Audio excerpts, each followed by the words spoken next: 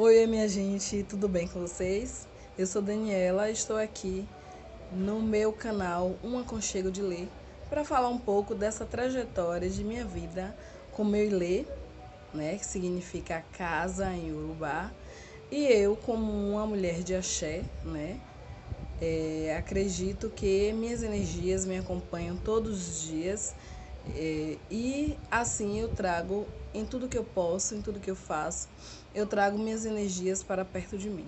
Então, Ilê significa casa e assim eu nomeei esse meu canal para falar um pouco da reforma da minha casa e da minha trajetória de vida e tudo que eu fiz até hoje, né? Até meus 40 anos de idade, que eu estou agora, na verdade 41, já estou ficando velhinha, já sou uma senhora de meia idade, mas que aprendeu muito na vida, né? Que cursou muitos lugares, que fez muita coisa, às vezes o que queria, às vezes o que não queria. E estou aqui para apresentar para vocês um pouco disso, tá? Então, me perdoe se eu for redundante, me perdoe se eu for e voltar, mas acredito que vocês vão entender um pouco disso, né? Principalmente as pessoas negras que passam por esse cotidiano bem tribulado às vezes da vida, né? Que a gente tem que ir voltar, fazer coisas, desfazer, já tá um caminho 10 passos, voltar 10 passos, mas a gente prossegue. A gente vai, a gente consegue chegar onde a gente quer. E é isso. Eu acredito que eu comecei a minha trajetória de vida e minha trajetória com minha casa, minha relação de moradia com 15 anos de idade, né? Com essa idade eu já pensava em ter minha casa, pensava em ter um emprego, com 25 anos de idade já pensava em estar assim, né? Estabilizada na vida. Mas nem tudo segue os objetivos, né? Os planos assim tão certinhos. Então, com 17, 18 anos, eu terminei o ensino médio. É, e aí, com esse período, eu tinha feito alguns estágios, mas eu estava desempregada, né? E consegui um outro estágio, que foi na Águia Branca. E fiquei lá um ano, mais ou menos. Era um estágio muito bom, né? Que me dava uma grana boa, era tranquilo. Mas era um estágio e terminou. Então, eu fiquei desempregada e aí parti para trabalhar em salão de beleza. E aí trabalhei, aprendi muita coisa com Marlene, agradeço muito a ela, não esqueço dela, ela tem um salão aqui em Águas Claras ainda. E assim eu fui levando, né? E aí aconteceu que com 18 anos minha avó faleceu, e eu fiquei muito atordoada, né? Porque era muito apegada a ela.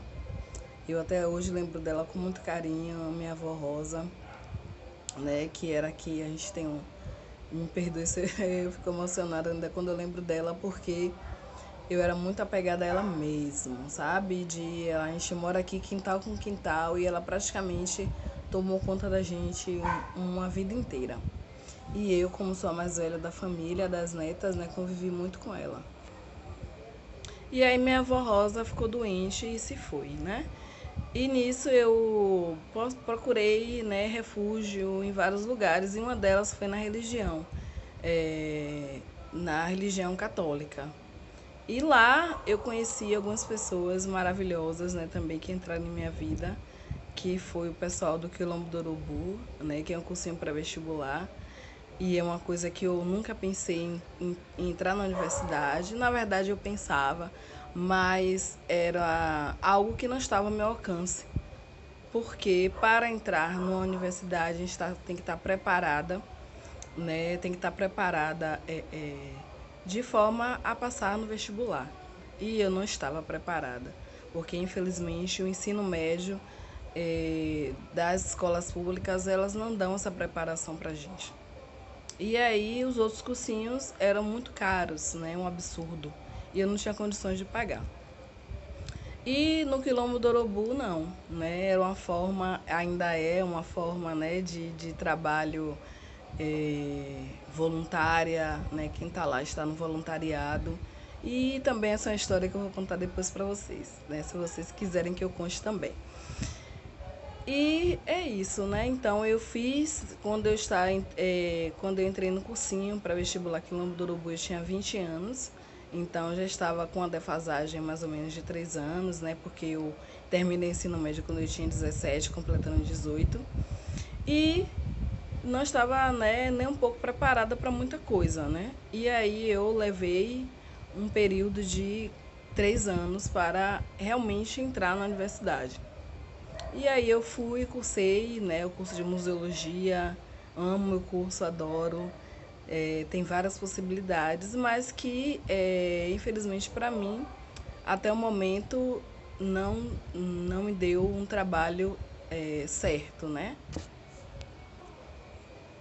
Mas essa também é uma história que a gente pode ver depois. E nesse período eu consegui, né, terminar minha casa. Na verdade, iniciar a construção, porque eu estava trabalhando enquanto eu estava na graduação num call center. Quando eu fui demitida desse call center, eu recebi, né, os tempos, como a gente fala, e comecei a construir minha casa.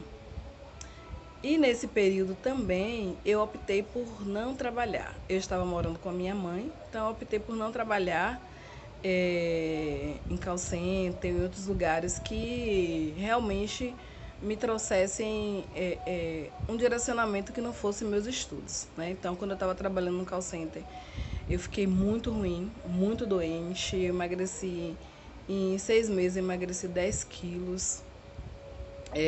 De uma hora para outra eu me vi, sabe, sem conseguir estudar direito, sem conseguir fazer nada. Então eu disse, não, agora eu vou só estudar. E aí eu consegui, né, ficar como bolsista, né, bolsista PIBIC, depois como estagiária. E aí assim eu fui seguindo, né? E com esse dinheiro, já que eu não tinha gastos assim altos em casa, eu fui terminando de construir a minha casa. Pauleira, muita pauleira, porque o dinheiro pouco, né? Eu ganhava quase R$ 150.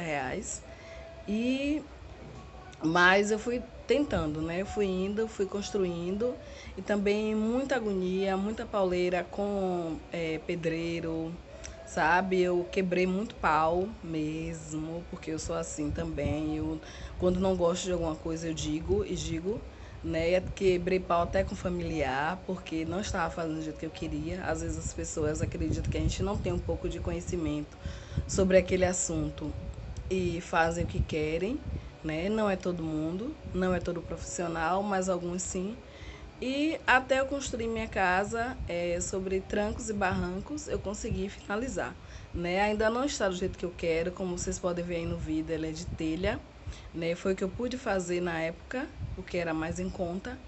Eu quero fazer outros processos, que é um forro pelo menos, por agora, né? Já que eu também estou desempregada. E é isso. E aí, eu, depois de construir minha casa, vim morar aqui, né? Vim morar sem janelas, porque aqui eu optei por ter uma janela que as medidas a gente não compra em material de construção, eu tinha que mandar fazer a janela. E aí vim morar assim mesmo. Um frio que eu passei aqui dentro, porque é de telha, né? De dia é calor, mas durante o frio é frio, muito frio mesmo. E aí assim eu fui. Só que meados de 2010, eu resolvi que eu não queria mais ficar aqui, por vários motivos. Um deles era que eu queria cursar o mestrado, né? Eu passei numa seleção do REDA e fui trabalhar como mediadora em museus. E meu trabalho era na Graça. Eu saía daqui 8h30, 8h20, 8h30 da manhã, o que já é um horário bem, né, vantajoso, visto que as pessoas, na maioria das vezes, saem 5 horas, 6 horas da manhã, e eu tinha que chegar lá 10, eu chegava quase 10 cravado, e chegava em casa 8 horas da noite. E aí, como eu queria fazer o mestrado, né, depois de terminar a graduação, eu não tinha essa possibilidade porque eu cheguei em casa já cansada, já somente para agilizar as coisas para o dia seguinte. E aí, quando eu fiquei desempregada, né, quando eu terminei a graduação, eu disse, não, eu quero mudar logo, porque eu quero fazer o mestrado e eu preciso ter um tempo para estudar. Só que eu não tinha grana para alugar uma casa. Aqui é difícil de alugar. E aí eu desisti nesse processo, nesse momento. Depois de passar no REDA, eu comecei a procurar casa e fui morar no centro, tá? No centro daqui de Salvador. Para quem não sabe onde eu estou falando, pode ser que esse vídeo alcance muita gente, assim eu espero. E assim eu fui morar no centro de Salvador, né? Morei em Tororó, morei no Garcia,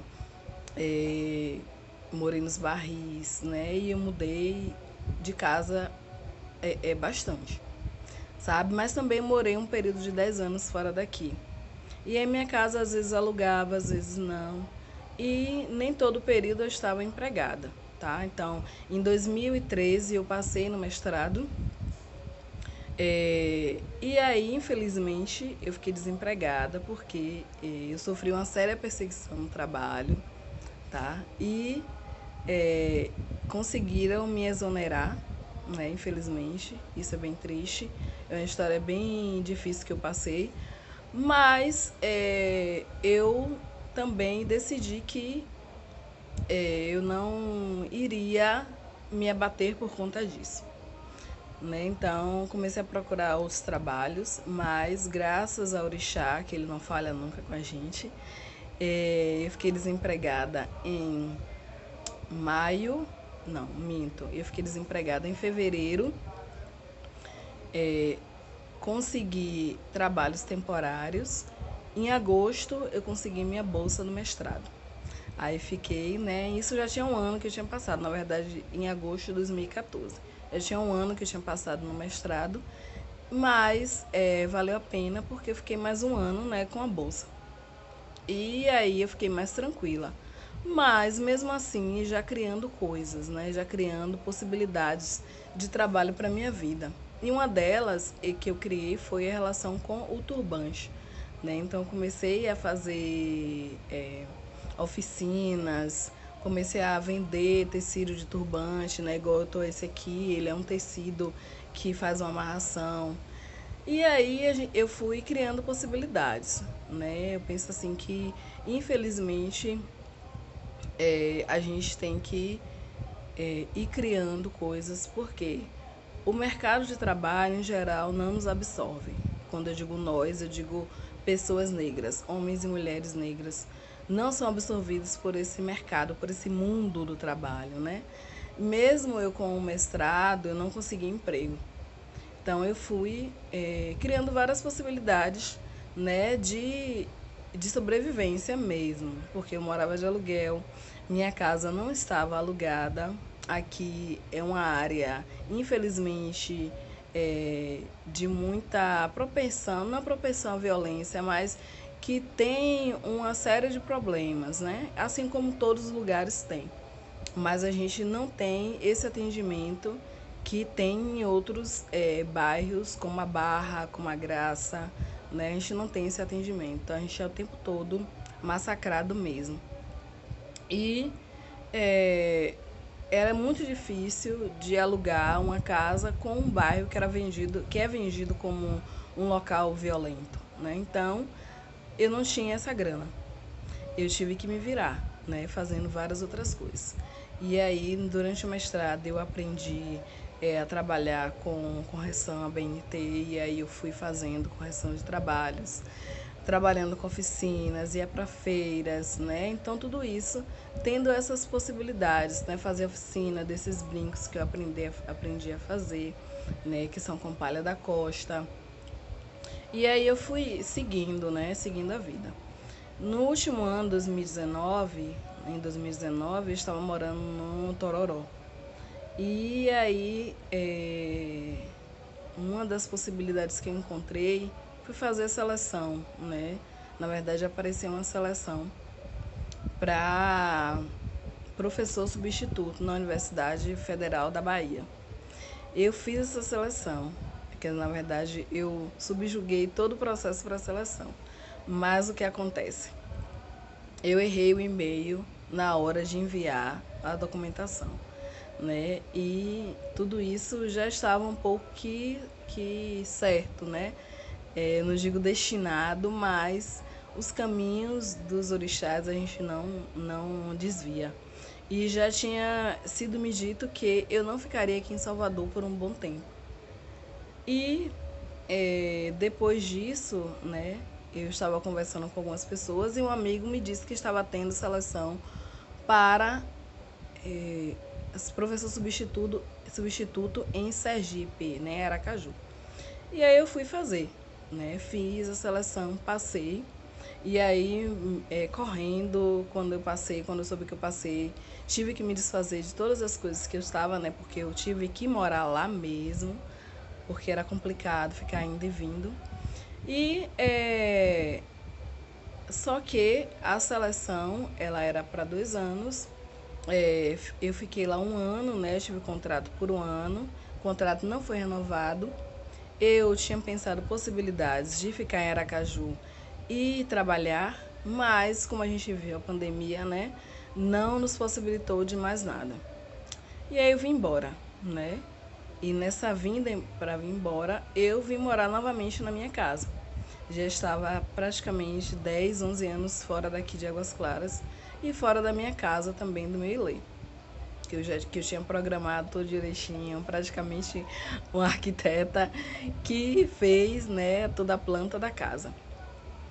E aí eu disse, não, vou voltar para minha casa, mesmo porque são tempos agora complicados. A gente não tem como gastar, não tem como ficar, né, pensando que isso vai acabar hoje ou amanhã, porque infelizmente estamos vendo todo o processo, se completa um ano e foi complicado para todo mundo, né? Está sendo ainda, né? Daqui a 2 anos espero que quem veja esse vídeo, né, dê graças a todas as energias, né, que tenha terminado essa pandemia.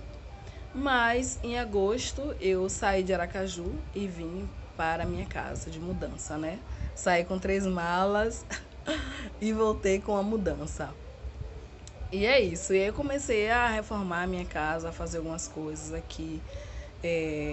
Inicialmente eu não pensei em criar esse canal, né? Mas na busca por informações mesmo sobre decoração, sobre reforma, eu percebi que a maioria das pessoas que estão em visão, né, são pessoas brancas. A maioria são pessoas brancas. Não que isso seja ruim, mas eu gostaria de ver uma pessoa com a minha cara, falando sobre decoração, falando sobre reforma de casa, né? E falando também numa linguagem que eu acho bacana para mim, né? Que traga algumas informações que remetam à minha religião, por exemplo, que tragam informações que remetam à minha cor, sim, né? Que tragam informações que remetam à minha condição financeira. Tem projetos que são totalmente eu posso dizer que não tem alcance, né? Pelo menos para mim.